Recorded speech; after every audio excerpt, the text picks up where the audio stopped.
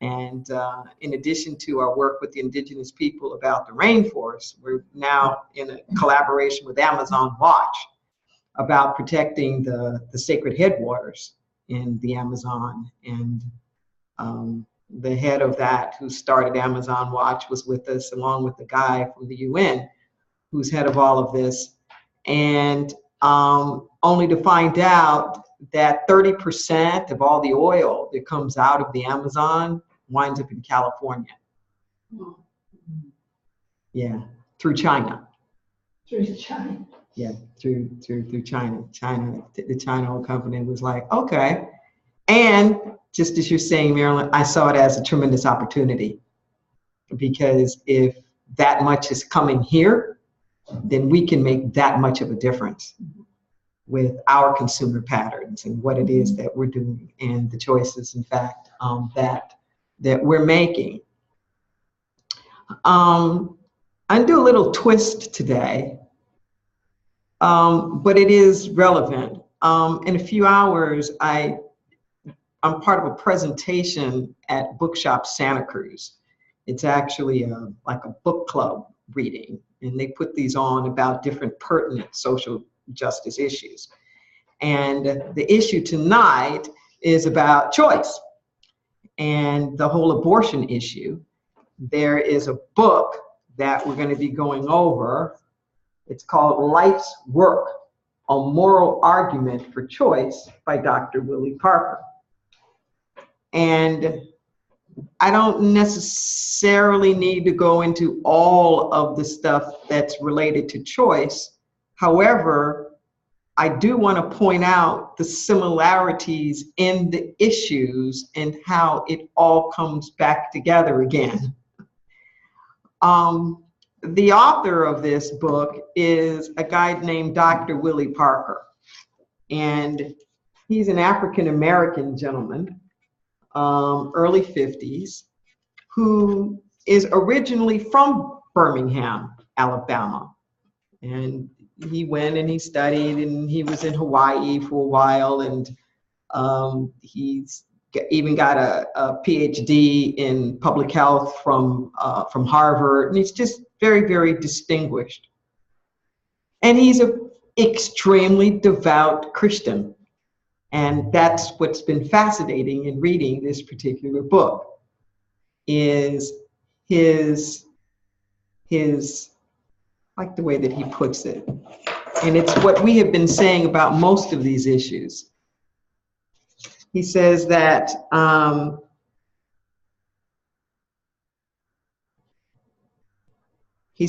with phrases like pro-life and culture of life, the antis, he's talking about anti-abortionists, seized the moral high ground nearly 40 years ago. And they retain it to this day, because abortion rights activists have never mounted a significant religious or moral counter-argument until now. And I cite that because this is something that we have talked about time and time again, about who gets to spin the story, who gets to control the rhetoric, who gets to be the one to say, like, what the fundamental issues are and what values, in fact, have been set. For the last few sessions, we have acknowledged the fact that the Christian church, the predominant religion in the United States up until this point in time, particularly Protestants, for the past 40 or 50 years or so, have really been bowing out of politics and had been ceding that area to the conservative right, which not only was impacting politics, but changed the face of Christianity in the public eye. And now there's this pushback that's happening now of clergy and people of cloth and faith communities saying, no, no, no, no, no, no, no. You know, the religion that I know, the Jesus that I know, the Christianity of my faith actually demands something different from me. There was a piece, and I want to say her name was Deborah as well. Shoot, her last name escaping me now. There was a New York Times article. Fork? Was that her last name? But anyway, she was with the worldwide Pentecostal movement and in a very, very high position, like 600 million people and that she was representing. And she did this analysis on like the 11 or 12 big issues in the United States and pointed out that American evangelicals were completely out of step all around the world with their evangelical counterparts. That from climate change, which we just talked about, to LGBT rights, to prison reform, immigration, abortion, like all of these issues that they were kind of no-brainers to them, and had stances that have been distinctly earmarked or labeled, categorized in the United States as quote unquote liberal and perhaps even anti-Christian. And it was just fascinating in reading this and the parallels that, you know, he was making. I realize that it's a subject that's tough for a lot of people, you know, to speak of or to talk about, but it's all tied up together in this weave of who frames the issue and who in fact is in control of what. Reverend David, when you were mentioning, I think it was Dr. Barber, you said, who was doing the talk about what happened back at the end of Reconstruction. It was actually President Harris. It was the Republicans who were in the same kind of situation they found themselves in recently, where they needed the vote. And basically, they traded out with the Southern Democrats and said, look, if you give us the presidency, we'll give you the South back. You give us the presidency, we'll pull our troops out of the South. And you can basically go back to doing whatever it was that you were doing, and we will not police anymore.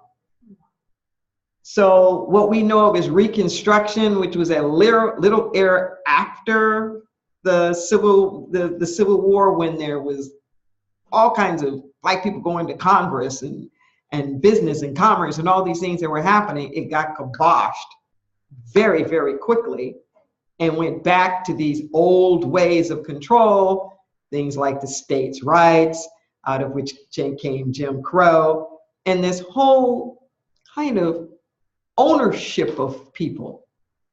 And that it's the legacy of that, and it's the legacy of a lot of that consciousness that is still in the arguments of the pro-life and the quote unquote anti-abortionist, in how they frame the issues and who gets to control what.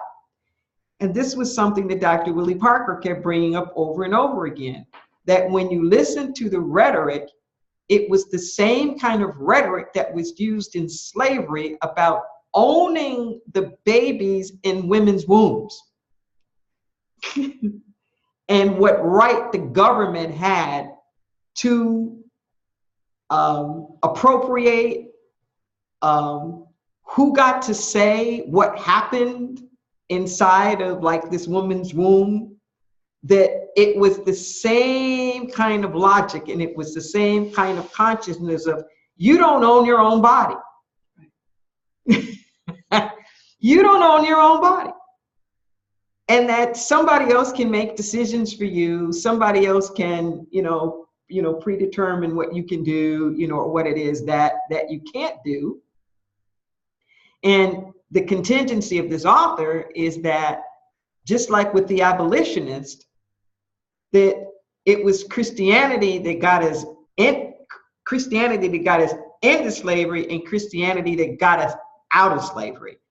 Just the same interpretation, not the same, but different interpretations of scripture in terms of what it means or like what it doesn't mean.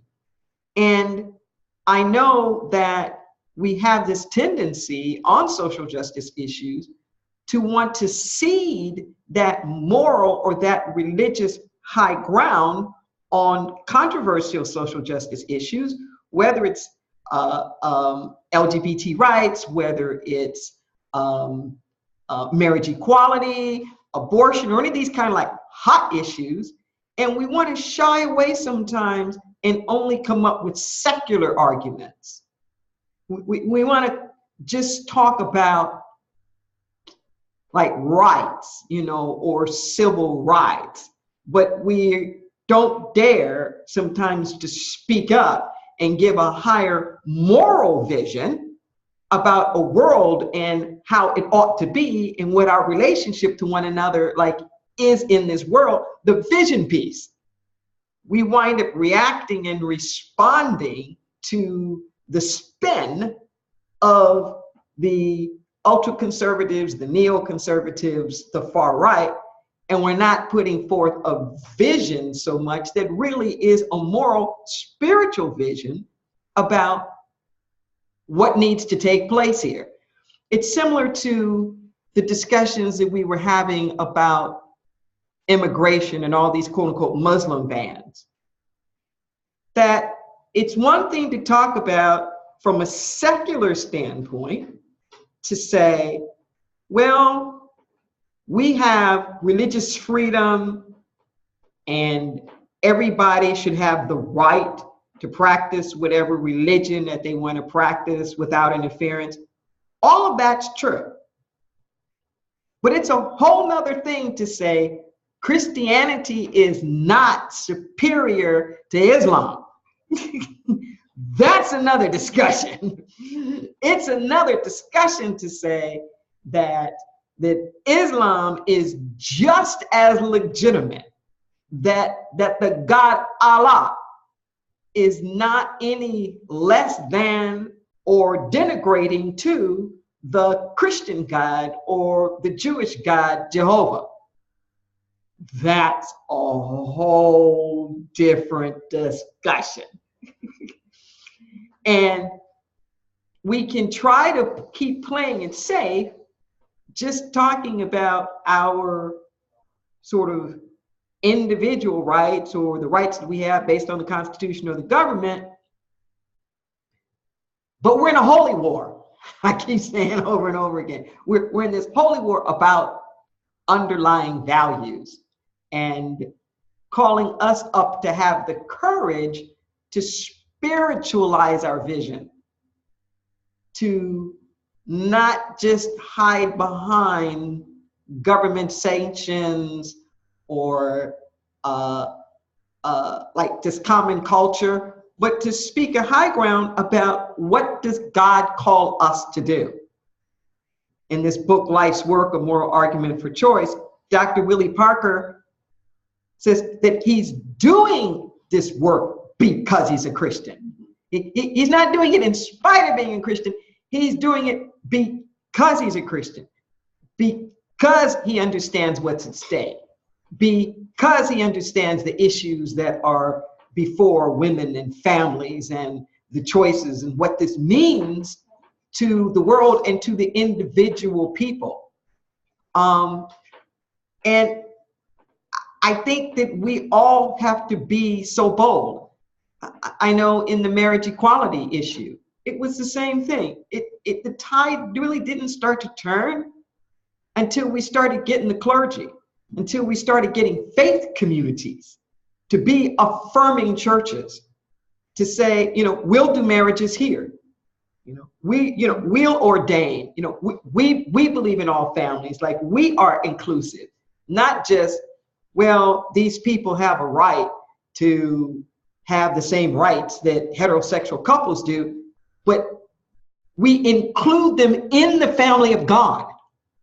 We include their families and hold them in the same level of regard and sanctity that we would any other, and that God does not look down or care any less about these families than other families.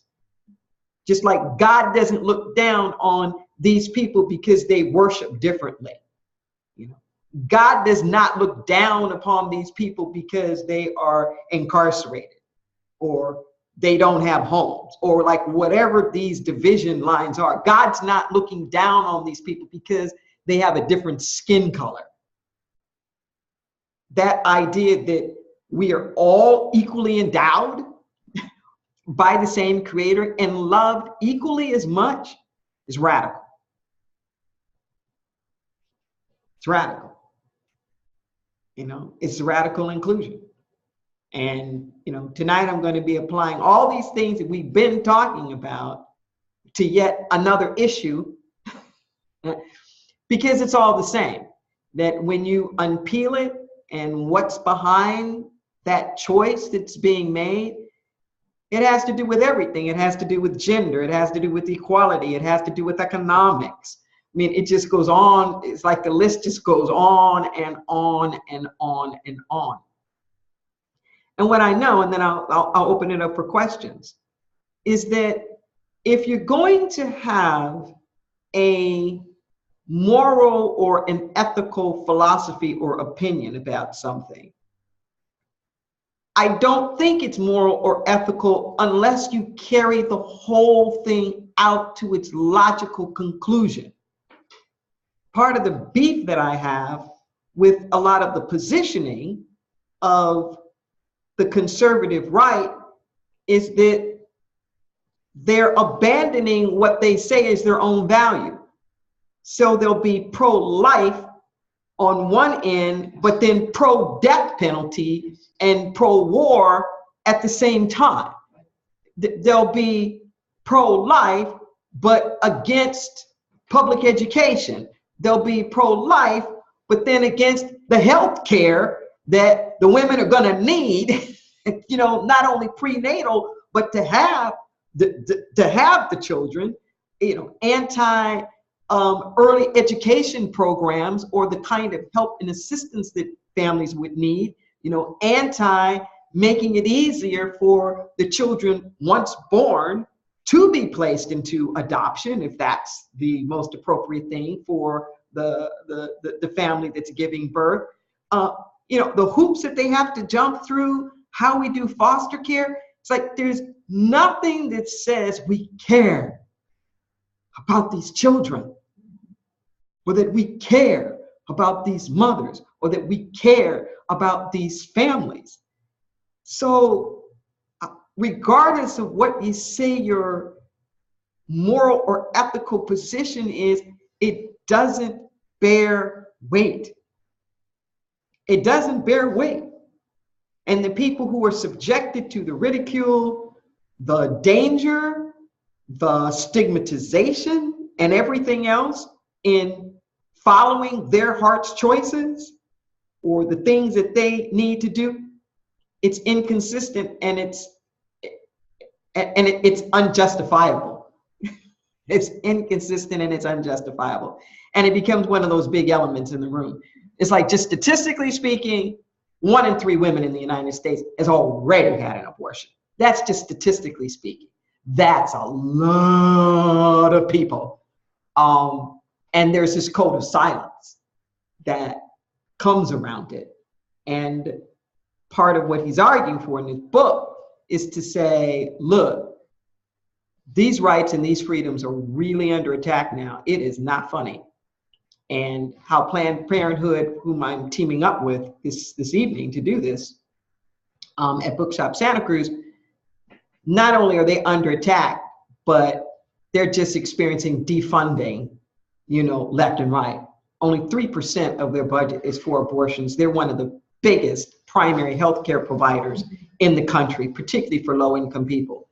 And what this means, this hysteria around this one issue, what this means in cutting all of this, particularly while we're also attacking healthcare reform, period, that it's unconscionable. That it's really, really unconscionable and doesn't stand on the moral ground that it says that it stands on. Well, I get off my soap opera, my soapbox for this moment and let you breathe. Yes. Before I could say comments, questions, hands started flying up. Go ahead, baby. As you were talking, a couple of things came to my mind that I wanted to share, and that was a letter that the woman named Deborah, whose last name I can't remember, a challenge to my fellow evangelists that can be picked up online very easily. Yes.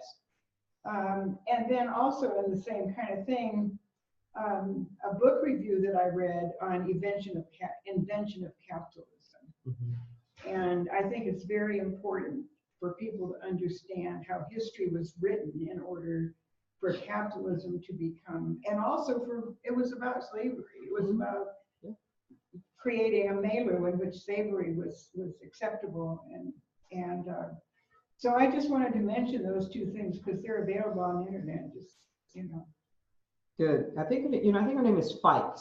I think it's with an F for sure. I think it's Fikes. That sounds about Deborah right. Fikes. I think you're right. Yeah. But I'm quite sure letter that to my fellow the name peers. of the letter, the title of the letter was A Challenge to My Fellow Evangelists. There you go. Okay. Kaylee. Rev Deborah, I think we're going to look back on that play shop a couple weeks ago because the wording of what we came up with is the moral argument that all people are equally endowed by the same creator with inalienable rights and responsibilities. That is the argument. And what I'm thinking about in terms of abortion is women. Women are equally endowed. My uterus is not your plaything, government. Get out of it. I am responsible. It is my right and my responsibility. And this idea, going back to slavery, of treating women like human incubators, it goes on today. I am not an incubator. I am endowed just the same as everybody else. Planned Parenthood saved my life, as so many women will attest. There were several tweets today about women who said, I went to Planned Parenthood, got an early screening for cancer, and it saved my life. Mm-hmm. It happens all the time. Yes. And this idea that 13 white male senators decided all this, and they didn't see anything wrong with it. That's the amazing thing. So it's more than stand up. We really need to demand all people are equally endowed and roles and responsibilities. My body is my responsibility. It belongs to me. It doesn't belong to anybody else in the world. It belongs to me. Yeah. We need to really, but I think this little phrase is the moral answer, because the more you go back to it, the broader and the more ingenious it is, because it is all logical. I think I had an emotional reaction to it, but like you say, you can play this out again and again and again to its logical extreme that says, I, me, have roles and responsibilities, and it's none of your business, and get out of it. This phrase is magic. What you said just triggered that, the 13 men didn't think anything was wrong. They didn't. I don't know if I agree with that. They could think it's wrong, but they prayed to money, not to God. So their whole value system is so different and so foreign, and that people can be slaves because that's how they make more money. I mean, it's money. I think it's more than that. I think they think that they're better people and they're lesser people. Mm-hmm. Yeah. I think it's more than money. Yeah. And yeah. I am considered lesser because of my gender. And they're considered greater because they're senators. And they're men. And they're men. You can tell you've hit a hot button here, Rev. Well, it's a hot button. It's a hot button. It needs to be hit. Yeah. And Roe v. Wade is hanging on by a shoestring. Yes. It is hanging on by a shoestring. And I know the Planned Parenthood has been there in the trenches. They have been in the trenches, and they have stood up on the side of right for practically every movement that has ever come along. And it's really time. It is really time for everybody else to truly, truly stand up for them, with them. Because what is at stake is so huge. It's just huge. It's just huge. And if we really are one, if we really believe the things that we're saying, or the moral or spiritual principles upon which we stand, then it is incumbent upon us to have compassion. It is incumbent upon us to try to help level the playing field. It is incumbent upon us to make certain that everybody has the opportunities to advance and to live out their fullest potentials. These can't be theoretical things.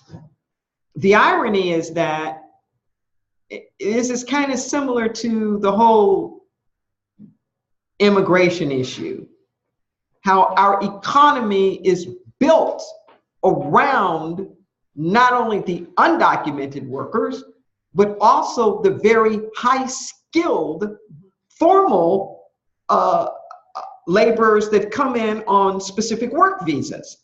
That our economy is fueled very much by both of those, particularly right where we sit here in Santa Cruz, California. Given the farm labor population, like just to our south, and the Silicon Valley, just due east, which hires a lot of that tech industry help, from around the world. And our government now is wanting to take away those visas and not letting them come in, and work, which is just the dumbest thing in the world. Like, where do you think they're going to go? If they don't come to US firms, they're just going to go to the competition. And we're as successful as we are because of them, not just because of who we are. And the companies say it over and over again. We don't have the skill here. We don't have it. Our schools are not pumping out what it is that we really need for the kind of high-tech society that we are, that we're putting forward. So no matter how you slice it, or no matter how you cut it, it's like it doesn't make sense. If all the babies were born, if all of the children were born that these pro-lifers are saying that they want to save, the economy would shut down. The whole economy would just shut down. Women are such a significant percentage of the labor force. And with the way in which we're organized, there's no way they could do both. There's no way they could show up in the workplace the way that they show up, and that's the men too. I mean, it's a family thing, and have all of these children with our system the way that it is. It wouldn't work. It just couldn't happen. Logically, it couldn't happen any more than we can have an economy that doesn't use undocumented laborers or skilled laborers from other countries. It just doesn't work. Yeah. Are there any comments online? Yes. Let's see. Oh. I think Marilyn is saying it's very hard to hear. Please repeat. I think she's talking about when others in the room besides you are speaking. Okay. So from now on. That's when we have to speak up. Yeah. All right. I'll do that. We'll speak up. Sorry about that. Any other comments that anybody wants to make? It's hard for me to see people's expressions. Are you trying to say something? Well, I'll just jump in and as always, my comment is always amen. You got an amen corner over here in Portland. So just, mad love for the way in which you are articulating this theology and spirituality. And I think, you know, we're all of us are part of a bigger narrative of awakening, not only within our movement, but also within the world. But the particular part as it relates to our movement, I think our movement is beginning to wake up to find its moral voice, and in some places and cases even questioning in that awakening process, right? Questioning whether it should have a moral voice. That's been the conversation for far too long. But now we're being pressed against that question of saying, well wait a second, how can we teach oneness and inclusivity and not have a moral voice? How do those things even coexist? Yes. And that's where the big breakthroughs have to take place. We have to really understand that a spirituality that promotes, you know, an inclusive divine power that everyone has access to, and then further promotes the personal embodiment of that power. In other words, teaches that you should know this power exists. Secondly, you should live to embody this power and practice it. But then that same movement fails to speak up or speak out for the least of these, then we have fundamentally failed to understand the very principle of oneness itself. And that's really where, that's the crack, the thing that's cracking open and what's emerging. And thank God for voices like you, Reverend Deborah, and the work that you're doing. And I can only just add my affirmation to say that you're not alone. There are others of us out there, myself included, and Reverend Michael and AG&T. There is a cutting edge and a leading edge within New Thought that is ready for this time. And I think the people in our congregations are ready too. Yes. Mm-hmm. And as always, there are people who aren't and who are going to dig their heels in and resist or balk at it. But I think ours is not to be concerned about that, because the moral question before us is far too great. Yes, I agree. I agree wholeheartedly. And I believe that the future of the movement really depends upon it. Absolutely. Even from a socio-demographic standpoint, mm-hmm. that the population that started the New Thought movement, primarily white Protestants, progressive Protestants, they're the minority now in the United States. Dare say around the world. And that without having a stronger moral voice, it's just going to be impossible to attract a racially and ethnically diverse population in this movement. It's just going to be impossible. Mm-hmm. Because their whole orientation is different. The whole orientation is that, of course, these are going to be linked. You know, it's not a question of should you. You know, the majority of the Latinos are Catholic. Catholic Charities is still the largest provider of social services in the country, regardless of what you may think about any of them. Or their origins mm-hmm. from the missions. But when you look at hospitals, I mean, even here, our largest hospital is Dominican, it's Catholic.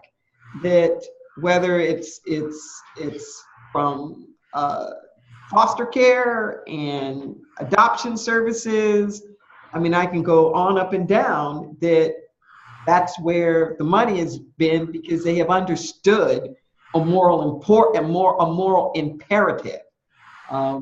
You know, same thing with the Black church. It's a moral imperative, even more so than the sort of embodiment of the spiritual principles. That so often they're far more concerned with whatever, starting credit unions or feeding the homeless or taking care of people with AIDS, sometimes than they are with what is the real deep, rich embodiment of their spiritual doctrine or message in the hearts of their members. Mm-hmm. It's, mm-hmm. you know, are you doing the right thing? Are you reaching out to people? that you've been given power